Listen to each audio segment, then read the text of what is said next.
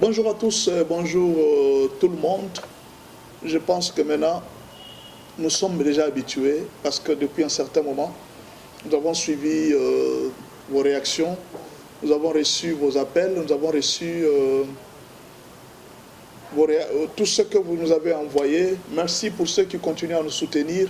Merci pour ceux qui continuent à mettre la main dans cette œuvre pour que les gens, ceux de l'Afrique du Sud et ceux qui sont particulièrement ici chez nous à Kinshasa, en Angola surtout, nous vous disons merci pour nous avoir suivis et surtout nous avoir encouragés.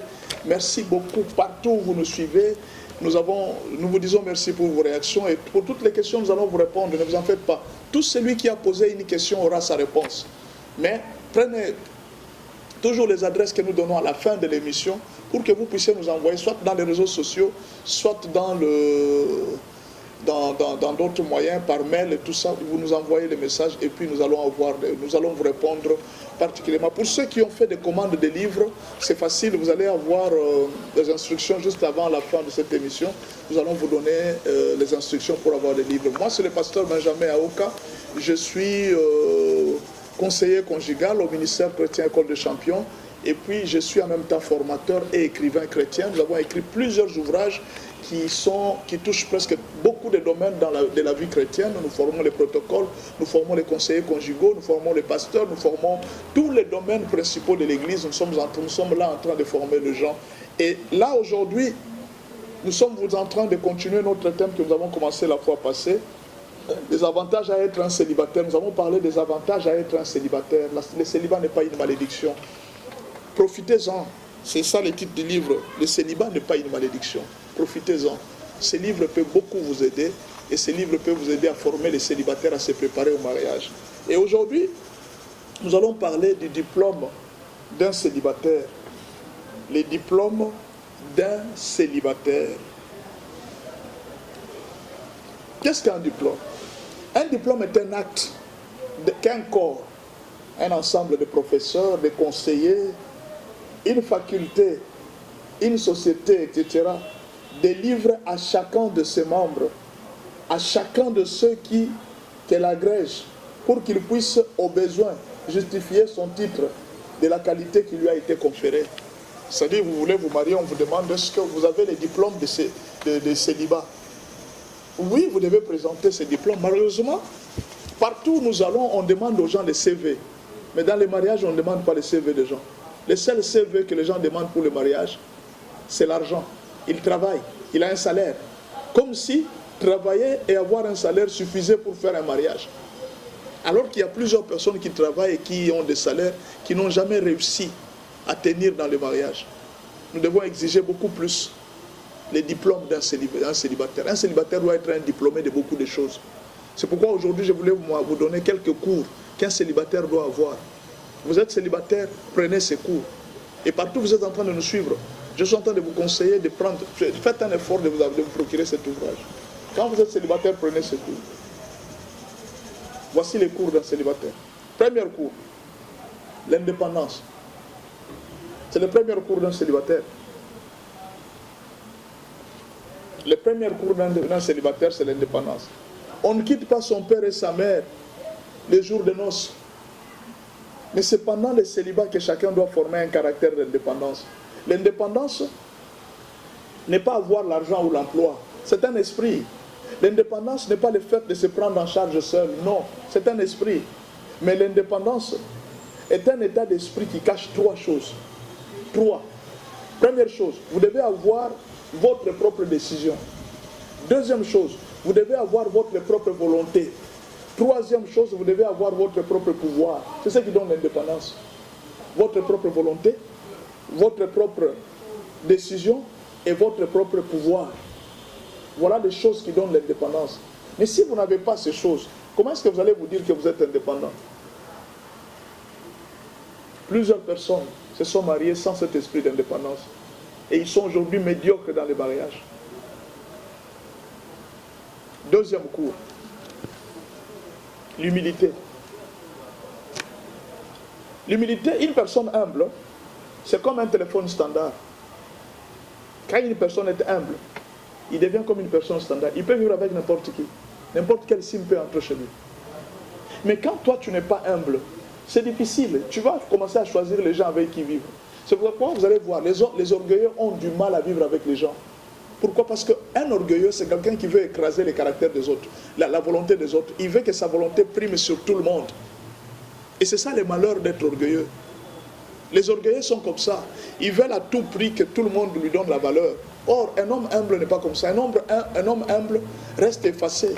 C'est pourquoi quand tu es humble, même ton mariage prendra longtemps parce que tu auras le temps d'écouter ta femme. Tu auras le temps d'écouter ce que ton mari est en train de te dire. Quand tu es humble, tu seras une personne standard. Tu vas vivre avec tout le monde. C'est une grande leçon. C'est un grand cours qu'il faut avoir. Le mariage ne convient pas pour des personnes orgueilleuses. Celles qui ne sont pas encore brisées. La réussite du mariage dépend du brisement de certains caractères.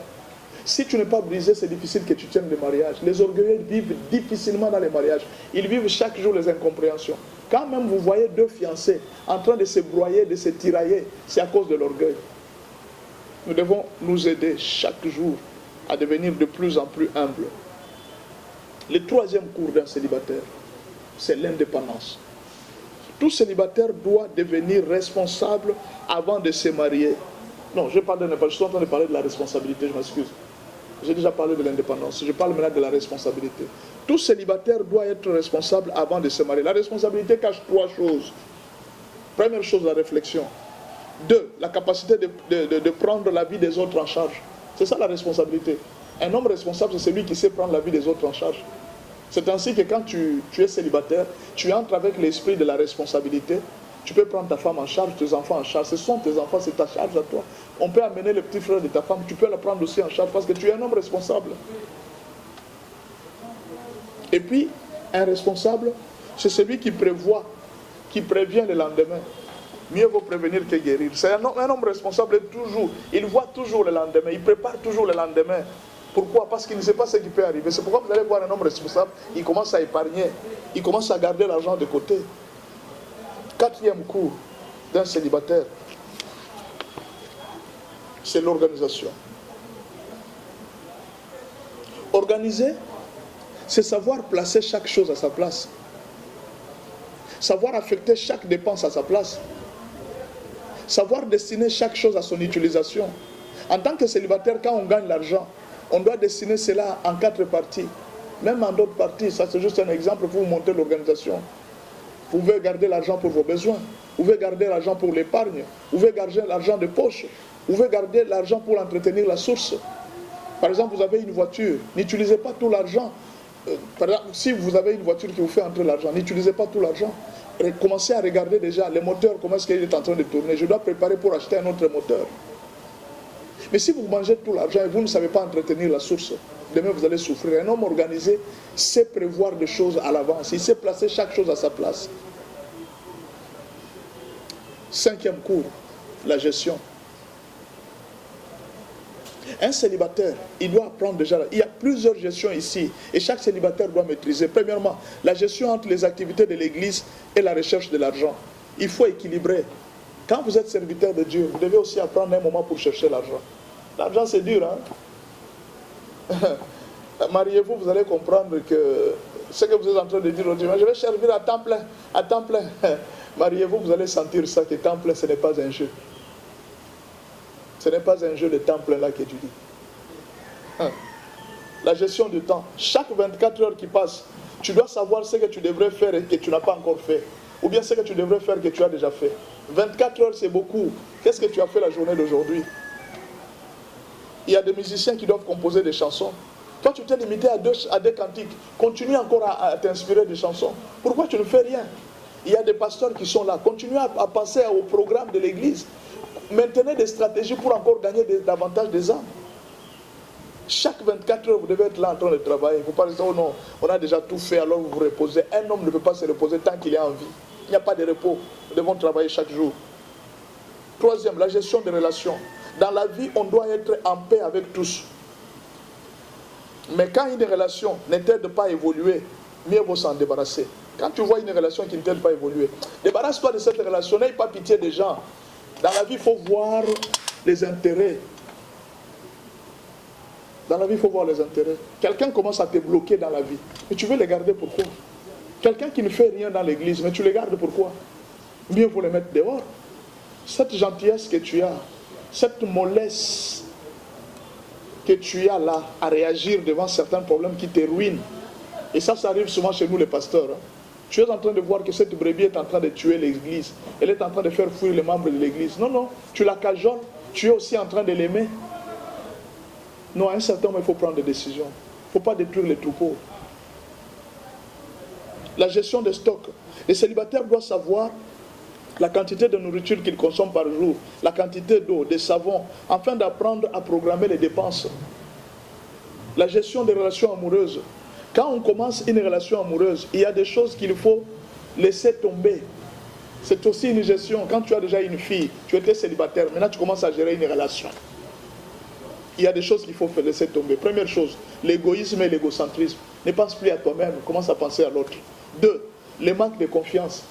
Toi, tu vis, tu ne fais confiance qu'à toi. Mais la personne qui est venue à côté de toi, essaie de lui donner la confiance aussi. Pourquoi tu ne lui fais pas confiance alors qu'elle n'a jamais rien fait?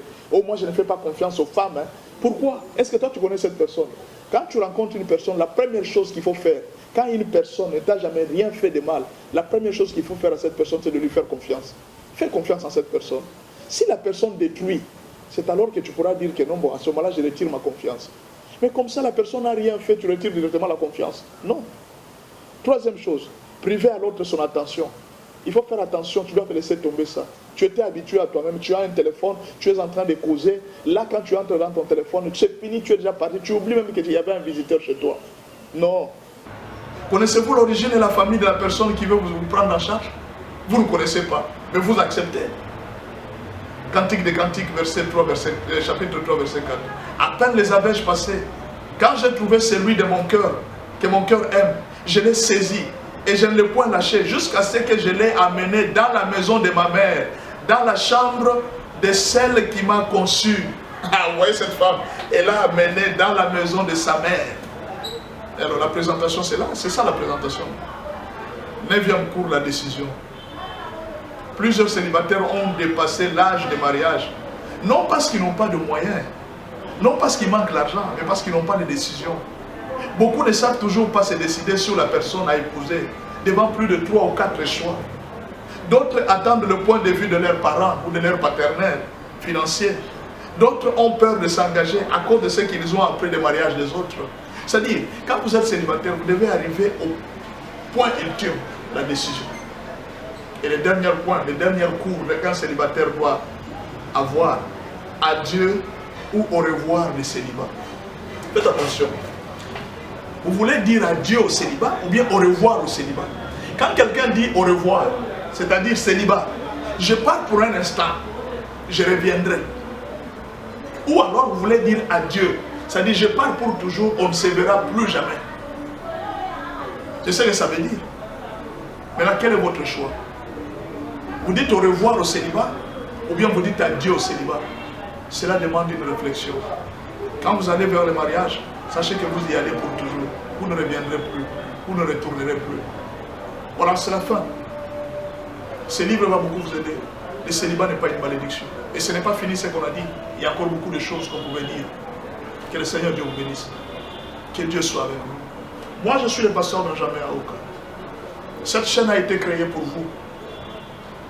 C'est une chaîne qui va beaucoup vous aider. N'oubliez pas de vous abonner et de liker notre chaîne, d'aimer notre chaîne. N'oubliez pas de partager les enseignements que vous recevez. N'oubliez pas de nous soutenir. Il y a plusieurs moyens de nous soutenir. 1. Vous pouvez nous soutenir en vous abonnant massivement. 2. En partageant cette chaîne. Et tous les enseignements de cette chaîne, c'est une façon de nous aider aussi.